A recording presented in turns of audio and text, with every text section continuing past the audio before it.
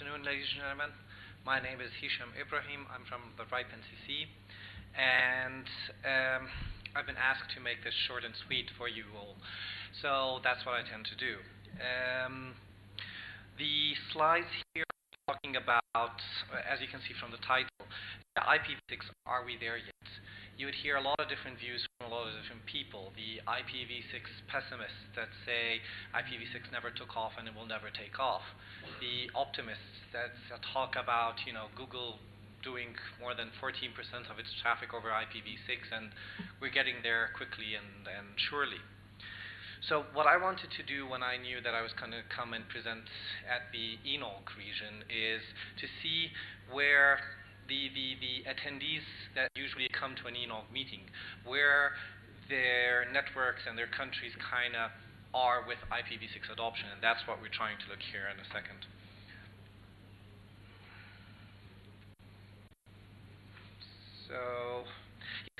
So first thing I did was I looked at previous ENOG meetings, and I started looking where the attendees usually come from. And I came to the list that you see below there, like 17 countries, Armenia, Azerbaijan, Belarus, and so forth, as you can see here. And I plotted membership growth at the RIPEness over time, as you can see. Now, currently, it's roughly a little bit over 2,200 members. And one of the things that I want to highlight here is, so you all heard about the IANA runout. They ran out of IPv4 a long time ago, global runout, and this is where that approximately kind of happened. And if you look at the growth, I mean, it is, as you expect, all up to the right, as you would have anticipated to be. You can see that roughly from 2009 to 2013, it kind of, I mean, it wasn't as steep as it was. I wouldn't say plateaued, but it wasn't as steep as it was. And the IANA runout clearly didn't do that much of a difference in terms of growth of membership in this part of the world. But if you look at the RIPEness reaching final/8, you can see that slightly after that, that the slope of the curve actually went back up again, and you can see we got a lot more members, and which makes perfect sense, right? The more scarce the resources became, the more smaller blocks that we got, the more members that we were seeing out of this part of the world. So we see that growth going back again out of these countries here, now that after IPv4 has run out, right? And you can only get from the NCC 1,000 IP addresses per member, right? Per LIR. So this map actually plots IPv6 over time in these countries here. Yeah. So as you can see, green represents no IPv6 at all. Yellow represents that they have IPv6 and is not announced, they're not using it at all. And blue here represents IPv6 is visible through our RIS infrastructure, right?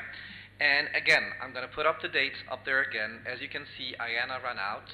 I mean, for a long time, mostly, of course, IPv6 wasn't there. Then towards the IANA run out, you can see a little bit more IPv6 happening there, whether it being distributed or announced. And when the RIPEness hit final/8, you can see how the growth happened. Now, roughly, if you look at this graph, you can say it's 1/3 each. So 1/3 doesn't have IPv6 at all in this part of the world. 1/3 has IPv6 and is sitting on it, not using it, and 1/3 is actually using it. And if you want the exact numbers, it's here: 33%, 38%, and 28%. Now, if you do that breakdown a little bit more, if you start looking per country, like I said, I had the list of 17 countries, so I started looking per country and seeing what's happening there. So if you see the one on the right is Russia, our biggest membership base here, and then you can see the rest. And of course, because of the sheer magnitude of the number of members that we have and LIRs that we have in Russia. So if we just look at Russia now here, you can see that it also is 1/3 each, right? If you take Russia out of the graph so that you can see the rest of the long tail, then you see it kind of echoes the same thing throughout each and every country. So when we look at the countries here, you can see that roughly 1/3 of them are doing IPv6, are visible over IPv6 at least, right? 1/3 is doing nothing, but at least 1/3 is doing something. Now, one of the other tools that we have at the NCC, so looking at the other tools that we have, is something called RIPEness. And at RIPEness, we try to award stars based on what you've done on your infrastructure, what we can see that you've done with the IPv6. So if you have IPv6, you get a star. If you advertise that and we can see it over REIS, you get another star. If you have a Route 6 object, you get a star. If you do reverse DNS so that you can do cool DNS stuff, then again, you get the 4th star. And this talks about the entire RIPENCC membership base. So we're roughly at around 14,500 members. And as you can see, at least 21% of them, 3,000 members, have all 4 stars, right? Now, I did the same for this part of the world, and trust me when I tell you, I didn't try to fake the math or anything. But when I did it for the 2,000 members that I could see here, you could see also similar numbers. In fact, they're almost identical. 21%, I mean, relatively speaking, of course, 21% in terms of 4 stars, 15% for 3 stars, 10% for 2 stars. They kind of differ in the 1 star and 0 stars. But relatively speaking, this part of the world is keeping up with the rest of the RIPE region, which is a really good thing to know and you know, showcase. That it's not that we're saying, oh, well, the internet here isn't as developed as it is, you know, in the northwestern part of Europe. No, actually, the networks here, the operators here are keeping up with at least what we see throughout the RIPE region, which is a really good thing to say and know. Now, Fahan mentioned earlier, if you take a zoom in into Armenia here, you find that half of our membership base here has 4 stars. And it is, as he noted, the highest country that has the 50% worth of, you know, of 4-star awardees. Of course, that is in relative terms, right? We only have 24 LIRs here. If we looked at, out of the region here, who has the most LIRs that has IPv6, again, I think you can all guess Russia, because we have the biggest membership base over there. So Russia has 19% of its entire membership, LIR membership base, or with 4 stars now. And again, it's just, you know, the magnitude of the numbers, where you have 13,000 LIRs in Russia versus 24 here in Armenia. But again, out of the 24, at least half of them are ready to do stuff with IPv6. At least that's what their infrastructure is telling us, right? Now, looking at it a step further, so all this is great, right? You guys are keeping up, Armenia is doing great. Let's look at traffic now. Let's look at, is IPv6 actually happening? Are people talking over IPv6? Now, according to the graph that you can see behind me, you can see this maps what Google sees, what Akamai sees, and what EPINIC, Jeff Houston, if you know Jeff Houston, sees in terms of IPv6 reachability. Are you reachable over IPv6? Do you request your content from Google and YouTube over IPv6 or not? Do you request it from Akamai or not?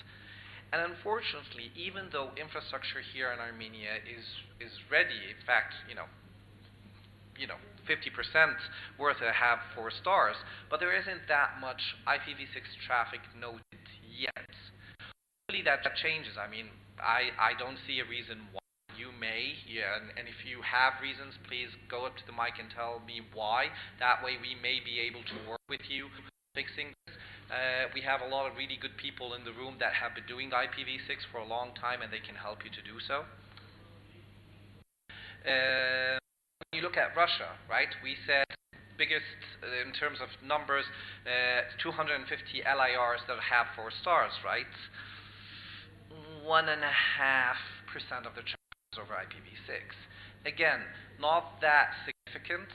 I've expected more, especially with the numbers of LIRs there. But, you know, traffic is not really there. In fact, if I looked at the 17 countries that I saw a large membership base of the ENOG meetings coming from, and the one that struck me was Estonia. Estonia usually has around 13 to 15% of their traffic over IPv6 already. So even though, you can see here, they have like 35% of their LIRs over that have 4 stars, 21, which is roughly the same.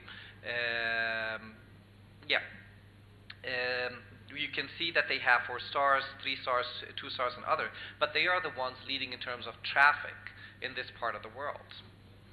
Now, the point of the presentation is, I'm sorry, I'm jumping through a bunch of stuff for the sake of time, but the point of the presentation not just it's to evaluate and examine where we are, and again, if we look globally, we're looking very good, but what the next steps would actually mean is that we do more traffic. We actually look into enabling IPv6 to the end users, to the customer side, to the enterprise of stuff.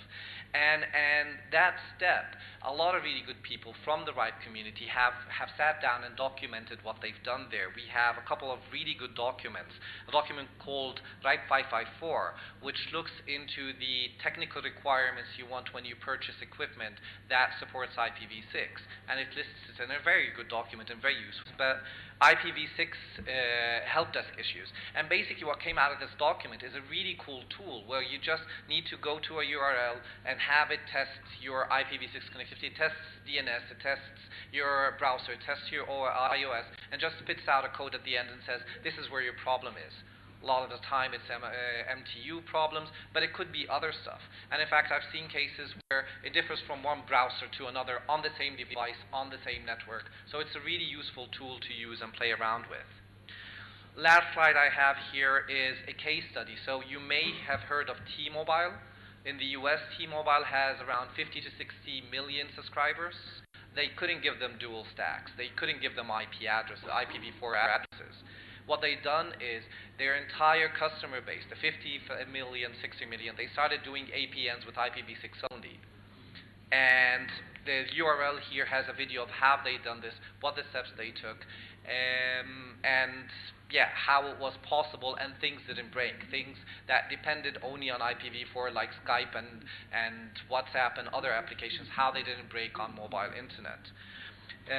This is my presentation done really quickly. If anybody has any questions, find me, find any of my colleagues. There are a lot of really good people here that do IPv6, and we're happy to help you. On that note, thank you very much.